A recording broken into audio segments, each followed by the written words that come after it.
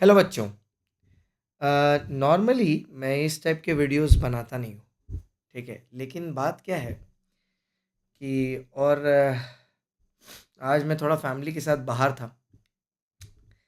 लेकिन कुछ लोग क्या हैं कि उनको बहुत मज़ा आता है किसी तरह कुछ उल्टा फुल्टा कमेंट करने में या वगैरह वगैरह चीज़ों में।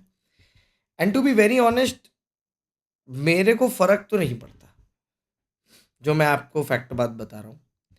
लेकिन बात क्या है कि फिर अच्छा खासा मैं फैमिली के साथ बाहर था, लेकिन बच्चे बेचारे कंफ्यूज ना हो। देखो, कुछ लोग होते हैं मोटी बुद्धि के लोग।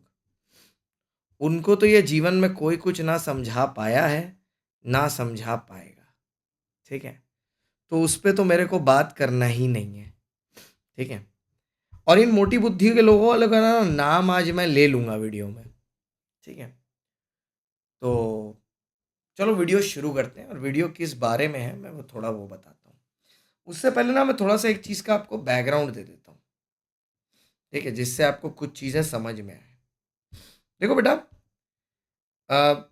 जो लॉ होता है ना, लॉ, उसको बोलते हैं इंटरप्रिटेशन, ठीक है। बहुत बार ऐसा होता है कि एक जो चीज हो रही है वो दो एक्ट के दो सेक्शंस में कवर हो रही होती है। तो वहां पर तो फाउंडेशन लेवल पर कोई प्रॉब्लम होती नहीं, क्योंकि उसमें मेंशन किया होता है किस एक्ट से आंसर देना है। जैसे मैं एक सिंपल सा एग्जांपल देता हूँ। जो केवियर टेम्पटर है कि साइलेंस इज मतलब, और उसी का उल्टा सेक्शन साइलेंस इज फ्रॉड है। वही साइलेंस फ्रॉड बन जाता है जब कॉन्ट्रैक्ट एक्ट में होता है, लेकिन वही साइलेंस, ठीक है, वही साइलेंस फ्रॉड नहीं होता जब कॉन्ट्रैक्ट एक्ट में होता है सेक्शन 17 में। लेकिन वही साइलेंस का एक्सेप्शन टू केवियर टेम्पटर बन जाता है disclosure of dangerous nature of goods, जब वो सोगा में होता है। 7 और 8 जो सेक्शन है सोगा के, वो बोलते हैं गुड्स कॉन्ट्रैक्ट कैंसिल, क्योंकि वो वॉइड है। उसका सेम रिलेशन सेक्शन 64 और 65 में भी है ऑफ इंडियन कॉन्ट्रैक्ट एक्ट, या सेक्शन जो मिस्टेक का है under Indian contract act free consent, जहां subject matter of goods destroy हो जाते हैं। लेकिन ये आप इंटरचेंजेबली यूज नहीं कर सकते, क्योंकि जब फाउंडेशन का पेपर आता है तो वो क्वेश्चन में बहुत क्लियरली मेंशन कर देता है कि एक्ट कौन सा यूज करना है, ठीक है। लेकिन जब दो सेक्शन एक ही एक्ट के हो, ठीक है, जब दो सेक्शन एक ही एक्ट के हो, माइंड यू, ठीक है, तो उस केस में अगर ऐसा हो रहा है कि दो सेक्शन एक एक्ट के हैं, तो आप ना ये चीज, मेरी की तो चलो आप बात नहीं मानोगे, क्योंकि आप अपने आप को बहुत ज़्यादा स्मार्ट समझते हो। आज मैं नाम भी लूंगा उन लोगों का, ठीक है। मैं बोला ना, मैं अपने वीडियो के कमेंट्स बहुत सीरियसली लेता हूँ और मैं सारे पढ़ता हूँ। तो मैं उनका नाम जरूर लेंगे लेंगे आगे जाके वीडियो में, जो अपने आप को बहुत स्मार्ट समझते। तो जहाँ पर भी आप पढ़ते हो ना, जहाँ पर भी, जो भी सस्ती जगहों पर आप पढ़ रहे हो, सस्ता ज्ञान ले रहे हो, उनसे पूछना एक बात कि इंटरप्रिटेशन बोल के एक स्टैट्यूट है, और पूछना उसमें क्या ये उनको पढ़ाया गया है या उनको पता है कि नहीं, कि जब एक प्रोविजन, जब एक बात किसी स्पेसिफिक प्रोविजन को पॉइंट कर रहा होता है, तो वो स्पेसिफिक सेक्शन कोट करना चाहिए कि जनरल सेक्शन कोट करना चाहिए, उनसे पूछना, ठीक है। एक चीज और बताऊंगा मैं आपको। यहां पर नीचे ना मैं ऊपर एक पिन कर दूंगा डिस्क्रिप्शन में, या डिस्क्रिप्शन में नीचे डाल दूंगा। जून के अटेम्प्ट में आईसीआई की एक एमटीपी आई थी, जिसमें आईसीआई ने स्मॉल कंपनी का आंसर ऐसा घटिया लिखा था सोल्यूशन में, कि मतलब वो अंधा आदमी भी बता देगा कि वो सोल्यूशन गलत था। तब तो आपने हमारी सुन ली। आज जब हम आपको एक बात बता रहे हैं, तो आप क्या बोलते हैं? एमटीपी में आंसर दिया। एमटीपी का आंसर कानून से, एक्ट से बड़ा हो गया, बेयर एक्ट से बड़ा हो गया। तो थोड़ा सा ना दिमाग भी इस्तेमाल किया करें। तो आज उन लोगों के लिए स्पेशली एक एक करके करूंगा, ठीक है। सबसे पहले ये जो डीईएफ वाला क्वेश्चन था, इसमें यहां पर पूछा गया कि JKL private limited claims the status of being a subsidiary of DEF Limited as being the subsidiary of its subsidiary MNO Private Limited. ठीक है, एक्सप्लेन करना। तो इसमें मैंने एक क्लियर कट चीज बताई कि 3 कंपनी है, DEF है, MNO है और JKL है, जिसमें से एक बात समझिएगा, DEF के पास 10,000 शेयर्स हैं, ठीक है, 10,000 प्लस 10,000 20,000 का कैपिटल है, जिसमें से इस 20,000 में से 5,000 MNO प्राइवेट लिमिटेड होल्ड करता है। ठीक है, 10 में से 5 मतलब 20,000 में 5 मतलब से 25%। ठीक है, 25% या 20%, 25% आएगा ना, 5/20, 5/20, हाँ 25% आएगा। ठीक है, तो ये भैया इनके बीच में एसोसिएट की रिलेशनशिप, ये सब्सिडरी है, ये होल्डिंग है, ये एक दूसरी कंपनी है, इसके जो मेजॉरिटी डायरेक्टर्स हैं, ठीक है, उसको MNO अपॉइंट करता है। ठीक है, क्वेश्चन बोल रहा है बताओ ये इसकी सब्सिडरी होगी क्या? क्वेश्चन आपको डबल कंफ्यूज कर रहा है। क्वेश्चन पहले बोल रहा है कि DEF इसकी अगर सब्सिडरी है तो क्या JKL की भी सब्सिडरी DEF होगी? पहली बात तो DEF इसी की सब्सिडरी नहीं है, तो इसकी तो हो ही नहीं सकती। अब यहां पर मैंने एक चीज एक्सप्लेन की थी कि मान लो अगर DEF सब्सिडरी होती MNO की तो भी JKL, ठीक है, JKL की DEF से कोई रिलेशन नहीं होता। ठीक है, क्योंकि MNO की एक सब्सिडरी DEF होती, एक सब्सिडरी JKL होती, दोनों सब्सिडरी आपस में कोई रिलेशन नहीं रहेगा, कभी भी नहीं रहेगा, क्योंकि दोनों की डायरेक्ट होल्डिंग है। तो इस पर मैं अपने वीडियो के ही कमेंट से बताऊंगा। एक है अदिति मिश्रा जी, एक है सैमी जी, ठीक है, सैमी जी, जिनका कहना है कि सर चेन होल्डिंग बोल के एक चीज होता है, आपने गलत बोला है। ठीक है, बुक में दिया हुआ है। सर क्वेश्चन 2 गलत है, होल्डिंग सब्सिडरी कहां बन रही है? ठीक है, मोहित जी मैं तो खुद नहीं बोल रहा कि होल्डिंग सब्सिडरी बन रही है, पूरा वीडियो देखा करिए पहली बात। ठीक है, अब इनमें से एक बच्ची का कहना था कि बुक में तो दिया हुआ है, ठीक है, बुक में कि चेन होल्डिंग है। चलिए, तो अब आपकी बुक निकालते हैं, आपको दिखाते हैं कि कानून पढ़ा कैसे जाता है। नेक्स्ट बार अच्छी जगह पर एडमिशन लीजिएगा। ये देखिए 6.17 है, यही है ना आपकी सब्सिडरी कंपनी की, यही आपकी किताब है ना, ICI मटेरियल, और इसी को लेके आप नाच रहे हैं। जैसे रफ्तार का गाना है, मुझे नाचने का शौक है, मुझे नाचने का शौक है, आपको भी नाचने का शौक है। देखिए पहले अंग्रेजी पढ़िए क्या लिखा हुआ है। B is a subsidiary of A, तो A होल्डिंग कंपनी है, B सब्सिडरी है। C is a subsidiary of B, C B की सब्सिडरी है। A B का बाप है, B को बच्चा हुआ C सब्सिडरी हुआ, B होल्डिंग हुआ, और क्योंकि ये बाप का बाप है तो दादाजी हुए, तो अब A की 2 होल्डिंग है, B और C। इसको इनडायरेक्ट होल्डिंग बोलते हैं। और आप जो DEF वाले केस में लड़ रहे हो ना हमसे, वो केस ऐसा था कि A की एक होल्डिंग अगर B है और एक सब्सिडरी C है डायरेक्टली, तो क्या B और C में कोई रिलेशन होगा? कोई रिलेशन नहीं होगा, कोई रिलेशन नहीं होगा, कोई भी रिलेशन नहीं होगा। ठीक है, एक आदमी है, उसने 2 शादी की, एक शादी से उसको एक बच्चा है, एक शादी से एक बच्चा, तो क्या दोनों बीवियों में कोई रिश्ता होगा? क्या रिश्ता होगा दोनों बीवियों में? ठीक है, और सुनो, फिर C की एक सब्सिडरी है D, तो आज A की 3 सब्सिडरी हो जाएंगी, B C और D। ये होता है चेन होल्डिंग। पहले चेन होल्डिंग का मतलब सीखो। चेन होल्डिंग का मतलब होता है कि अगर A की एक सब्सिडरी है B और B की एक सब्सिडरी C होती है, तो A की 2 सब्सिडरी हो जाएंगी, B और C। आप जिस पॉइंट पर लड़ रहे हो ना, वो चेन होल्डिंग का है भी नहीं। पहले ठीक से क्वेश्चन पढ़ा करो। क्वेश्चन ये बोल रहा था, वो जो था, ठीक है, कि DEF अगर MNO की सब्सिडरी है और JKL भी MNO की सब्सिडरी है, तो क्या JKL की सब्सिडरी DEF होगी? जिंदगी में नहीं होगी, जिंदगी में नहीं होगी। अगर एक आदमी ने 2 शादियां की हैं तो क्या दोनों बीवियां आपस में बहन बहन हो जाएंगी क्या? बिल्कुल नहीं होंगी, कोई रिश्ता नहीं होगा उनके बीच में। तो ये तो पहली चीज हो गई, पहले लोगों को एड्रेस कर दिया। अब दूसरी बीमारी एड्रेस करते हैं। कहां गया वो?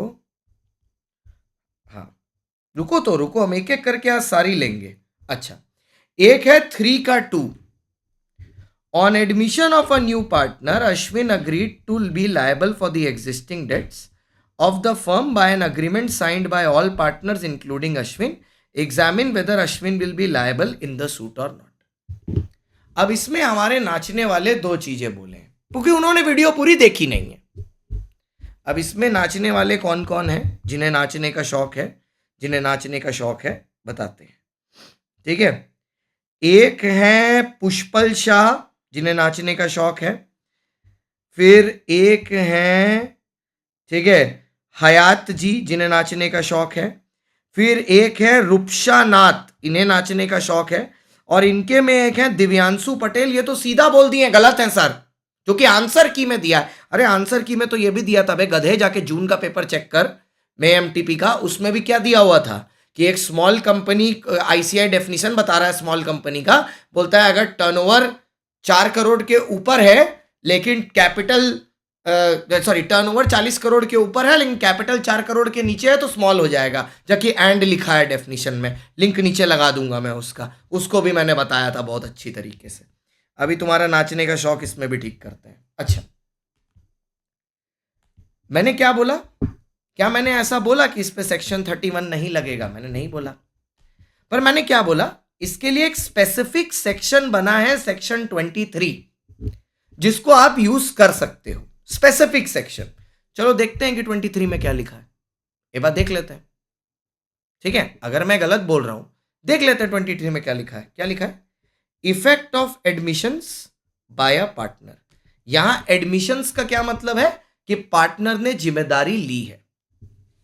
Partner as agent of each other can make binding admissions only in relation to partnership transaction and in the ordinary course of business. An admission or representation by a partner will not, however, bind the firm if his authority on the point is limited and the other party knows of the restriction. This section speaks of admission and representation being evidence against the firm. This is to say that they will affect the firm when tendered by the third party and they may not affect the same in case of dispute between partners themselves. यहाँ साफ साफ लिखा है। अब example देखो, X and Y are partners in a firm dealing in spare parts of different brands. Z purchases a spare part from Yamaha after being told that by X that the spare part is suitable for motorcycle. Y is ignorant about this transaction. The spare part proves unsuitable. X and Y both are liable. Effect of admission था। Same बात 31 में भी लिखी है, same बात लिखी है, ठीक है, सेम बात लिखी है सेक्शन 31 में भी। कहा गया? Rights and liability ordinary commence from the date when he is admitted unless he agrees to be liable for obligations incurred by the firm prior to the date. जो बात 23 में लिखी है वही बात 31 में भी लिखी है, लाइबिलिटी को एक्सेप्ट करने की। दैट पार्टनर आके एक्सेप्ट कर सकता है। मैंने तो ऐसा नहीं बोला 31 नहीं लगेगा, बट इसमें कहीं ऐसा भी तो नहीं है कि 23 नहीं लगेगा। पहले समझिए दिव्यांशु जी कि मुद्दा क्या है, ठीक है। अगर मेरे से गलती हुई होगी ना, मैं इतना लायबल हूं कि मैं आके उसको कमिट कर लूंगा, बट पहले मुद्दे की बात समझा करिए। अच्छा, अब एक छोटी सी मिस्टेक मेरे से हुई थी एमटीपी में, ठीक है। वो मिस्टेक मेरे से हो गई क्वेश्चन पढ़ने में, वो मैं कमिट करता हूं, ठीक है। This is the difference. If I have made a small mistake in something, I will come back and rectify it for you, ठीक है। But where you are making a mistake, I will tell it to you on your face. Whether you like it or you don't like it is not my problem. But I'll still tell it to your face. ठीक है? जैसे कहाँ गया वो?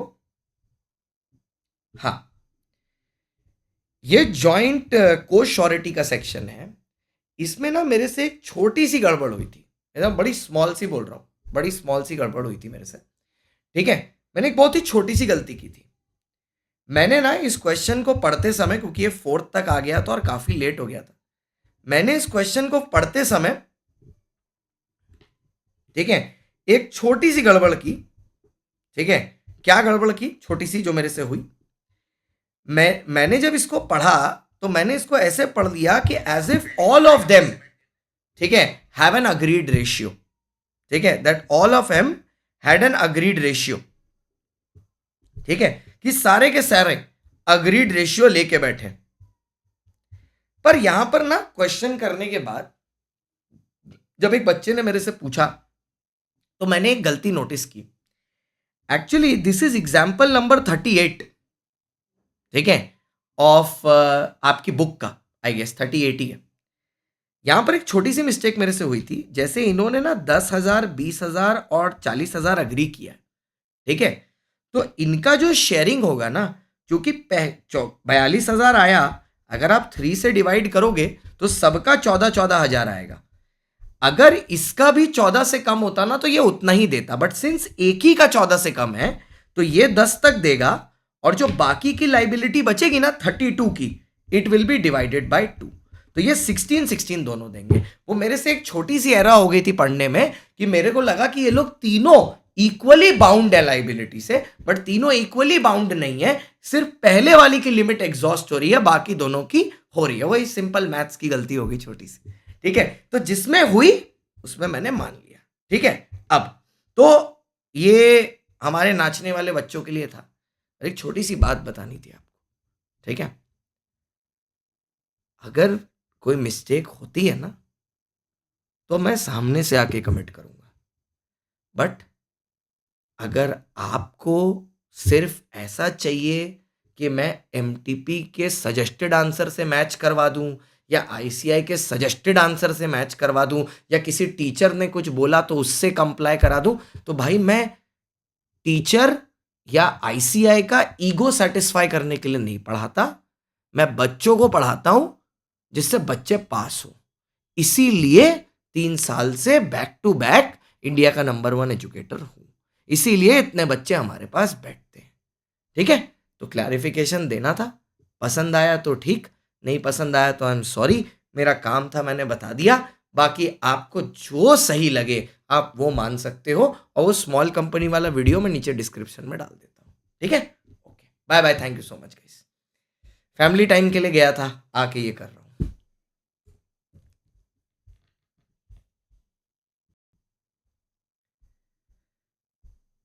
और एक चीज़ और बतानी थी। मैं ना जब एमटीपी करता हूँ ना, तो जिस दिन एमटीपी आती है उसी दिन लेके आता हूँ, क्योंकि मेरा टेक्स्ट का नॉलेज 100% क्लियर है और एक्ट के हिसाब से है। वेट नहीं करता कि पहले आईसीआई सोल्यूशन दे दे, उसके सोल्यूशन देख लूँ, फिर वीडियो में उसी के सोल्यूशन बोल दूँ, ये सब चीज़ का टाइम नहीं लेता, ठीक है।